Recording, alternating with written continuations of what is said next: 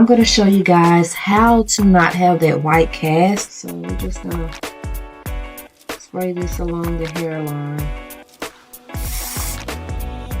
Take a fan and dry it down a little bit. Make sure that there is no hair interfering with the lace. Hold the lace down and comb it all out the way. As you guys can see, I went ahead and tied it down so that it can go ahead and melt into my scalp. And this is a wax stick. I'm just gonna flatten this out.